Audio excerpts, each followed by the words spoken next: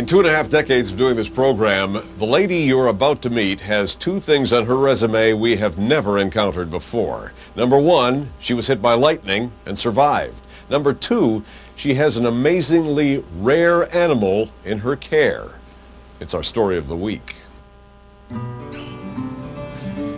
This is Pele, an eclectus parrot. She came to us with some psych problems. It's caused her to pull out a lot of her feathers, but she's gradually getting better and leaving more and more of those feathers on.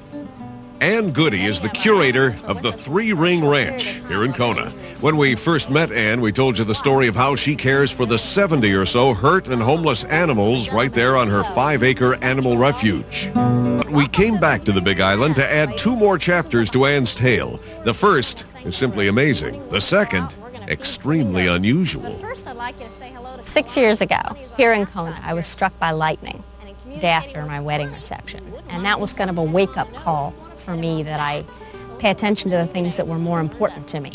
And teaching children and working with animals was more important in my mind than what I was doing, which was in the healthcare field, working as an administrator. And so I made the switch, and this is where I am, being a zookeeper, running an animal sanctuary. Ann is one of about a half-dozen people who have been struck by lightning here in the islands. And although she experienced a lot of physical damage and needed months of rehab, Ann made a stunning recovery. And with that came a new priority in her life, one that involved animals of all shapes and sizes. I've always had an awareness of what it was that an animal needed and an understanding when I was up close to one of them of what was going on with them. But after being struck by lightning,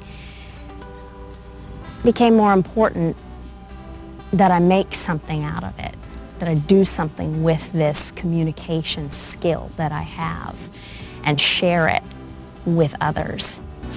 Although most of Ann's time at the Three Ring Ranch is spent quietly caring for her critters, she shares as much time as possible with the kids of the Big Island, like these girls from the Hualalai Academy. Ann's plan is to pass on as much animal awareness to those who she thinks can make the biggest difference. That would be kids. You send out a whole army of kids who become so much more aware of the environment that they're in. I mean, the impact that one person can make on one animal is a huge impact for that animal. But when you teach a whole classroom of kids and they go out making an impact, it's giant. I mean, it's a huge pyramid effect that you can do.